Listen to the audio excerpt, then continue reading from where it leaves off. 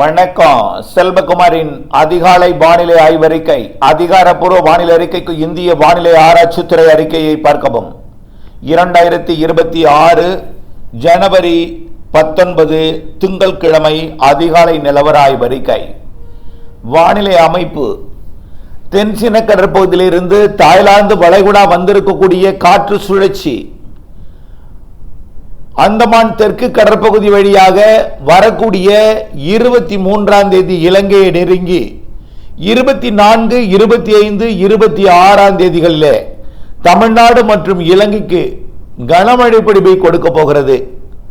பிறகு விலகி அடுத்த நிகழ்வு வரக்கூடிய 29, 30, 31ஆம் தேதி அதே போல் நல்ல மழைப்பொழிவை கொடுக்கும் என்று எதிர்பார்க்கப்படுகிறது. ஆக அடுத்தடுத்த 2 நிகழ்வுகள் இலங்கை கடந்து குமரிக்கடல் வழியாக மாலத்தீவு பகுதியை நோக்கி நகர்ந்து தமிழ்நாட்டில் இரு காற்று இணைவு காற்று குவிதலை ஏற்படுத்தி நல்ல ஒரு மழைப்பொழிவை அனைத்து மாவட்டங்களுக்கும் கொடுப்பதற்கு சாதக சூழல் தெரிகிறது. இதில் கண்டிப்பாக டெல்டா மாவட்டங்கள், தென் மாவட்டங்கள், தென் மாவட்ட மேற்கு தொடர்ச்சி மலைப்பகுதிகள் இங்கெல்லாம் கனமழை வாய்ப்பு காத்திருக்கிறது.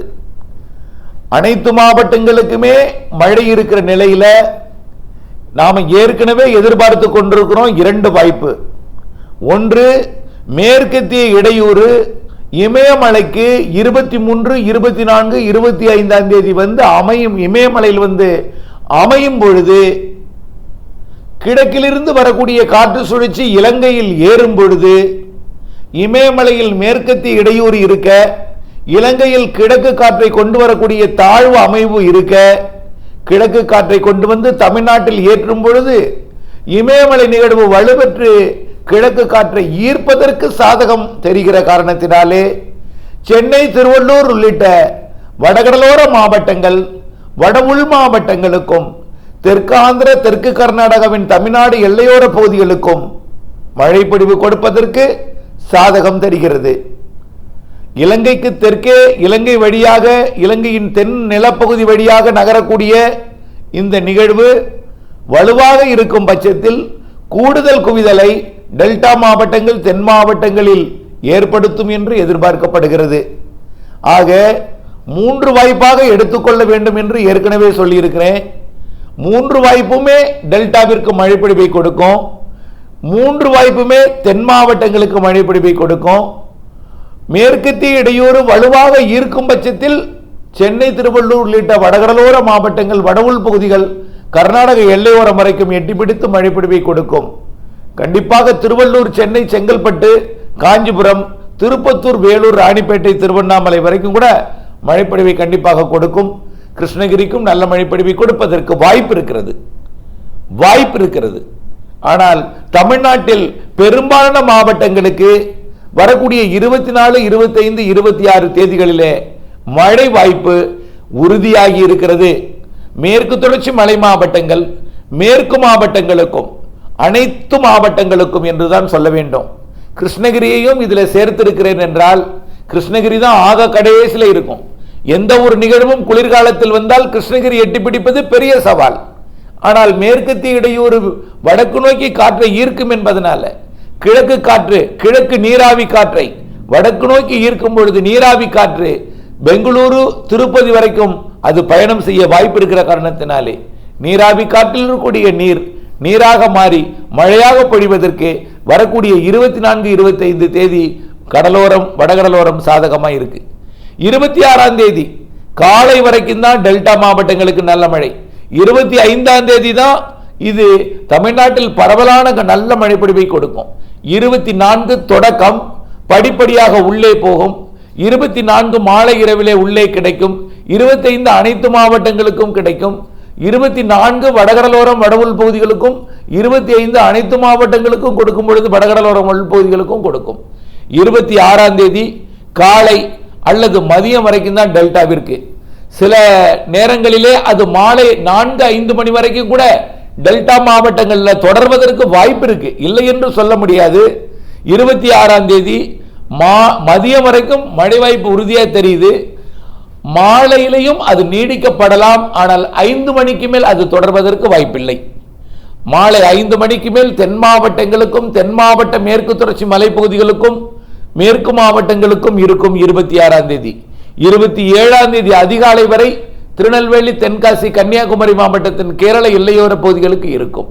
ஆக 24, 25, 26 மழை உறுதி உறுதி உறுதி. 26ஆம் தேதி மதியம் வரைக்கும் டெல்டாவில் இருக்கும், மாலை இருக்கலாம். 27ஆம் தேதி அதிகாலை வரைக்கும் தென்கோடி மாவட்டத்தில் இருக்கும். ஆக எல்லா இடத்திற்கும், அதாவது தென் மாவட்டங்கள் டெல்டா மாவட்டங்களுக்கு ஒரு 72 மணி நேர மழை வாய்ப்பு, வடகடலோரம் வடபுல் பகுதிகளுக்கு 48 மணி நேர மழை வானிலை இருக்கிறது. ஆக இந்த மழை வாய்ப்பை நினைவில் கொண்டு 23ஆம் தேதிக்குள் அறுவடையை முடிக்க வேண்டும்.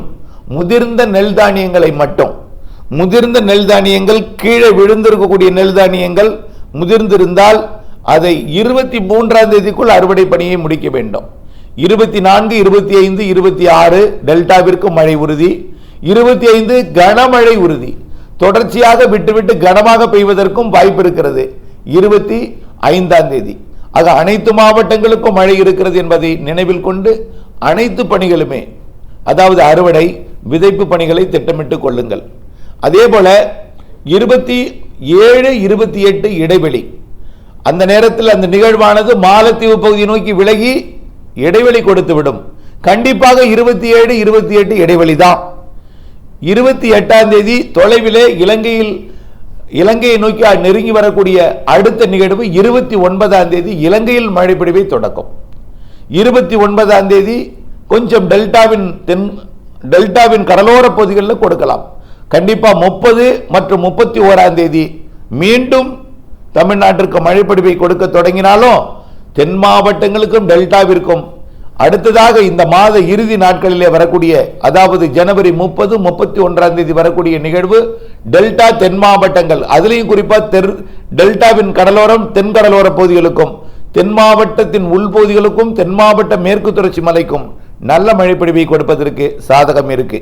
ஆக அடுத்தடுத்த 2 நிகழ்வுகள் 24, 25, 26, 29, 30, 31, அதில் குறிப்பாக மையம் 25, 30 இந்த 2 நாளும் கனமழை வாய்ப்பு இருக்கிறது என்பதை நினைவில் கொண்டு திட்டமிட்டுக் கொள்ளுங்கள். இந்த நிகழ்வுக்கு பிறகு பிப்ரவரி 1 to 5ஆம் தேதி வரை ஒரு இடைவெளி கொடுக்கும். பிப்ரவரி 6க்கு மேலும் நிகழ்வு இருக்கிறது. பிப்ரவரியில் 2 காற்று சுழற்சிகள் இதேபோல் தெரிகிறது. இதேபோல் ஏறி வந்து நல்ல மழை பொழிவை கொடுப்பதற்கு வாய்ப்பு இருக்கு. மார்ச்சிலும் மழை இருக்கு, ஏப்ரலிலும் மழை இருக்கு, மேயிலும் மழை இருக்கு. இந்த வருடம் ஏப்ரல் மே கோடை மழை சற்று வலுவாகவே தெரிகிறது. ஆக ஒட்டுமொத்த தெற்கு ஆசியா பகுதிகளுக்கும் இந்தியாவிற்கும் நல்ல மழை பொழிவு வரக்கூடிய கோடையில் அமையும் என்று எதிர்பார்க்கப்படுகிறது. ஆக நீண்டகால அறிக்கை விரைவில் உங்களுக்காக சமர்ப்பிக்கிறேன். வரக்கூடிய வானிலை அமைப்புகள் எதிர்பார்ப்பை வைத்து அனைத்து மழை பொழிவுகளுமே உங்களுக்கு வழங்கப்படுகிறது. இதில் மாறுதல் இருந்தால் இயற்கையின் மீது தான் நாம் குறை குற்றங்களை சொல்ல வேண்டுமே தவிர செல்வகுமார் மீது குற்றம் குறை சொல்லி வானிலை ஆய்வு பணியை அவர்கள் விடும் அளவிற்கு மனவேதனை படுத்தாதீர். தொடர்ந்து அனைத்தையுமே வாய்ப்பாக எடுத்துக் கொள்ளுங்கள். மழை பொழிவு கிட்டத்தட்ட உறுதிப்படுத்தப்படும் பொழுதுதான் உறுதி என்று சொல்வேன். வாய்ப்பு என்று சொல்லும் பொழுதெல்லாம் வாய்ப்பாக எடுத்துக்கொள்ள வேண்டும். மழை வாய்ப்பு இருக்கிறது, முன்னெச்சரிக்கையுடன் இருக்க வேண்டும் என்பதற்காகத்தான் இதை நாம் சொல்கிறோம். அதே போலதான் டிட்பா புயல் தமிழ்நாட்டிற்கு இலங்கைக்கு வந்த வேகத்தில் வந்து நுழைந்திருந்தால் கடுமையாக பாதிப்பை ஏற்படுத்தி இருக்கும். அதற்கு தான் கடுமையாக எச்சரிக்கை கொடுத்தோம். நெருங்கியது குளிரலை வந்ததன் காரணமாக அது பெரிய அளவிலே மழை பொழிவை கொடுக்காமல் கடலோர மாவட்டங்களிலே கொட்டி தீர்த்தது. அதே போலதான் மோன்தா புயல் ஆந்திர பிரதேசம் சென்றது, தமிழ்நாட்டுக்கு வந்திருந்தால் மூழ்கடித்திருக்கும். ஆக எதற்குமே ஒரு முன்னெச்சரிக்கைக்காகத்தான் அனைத்தையும் சொல்வோம்.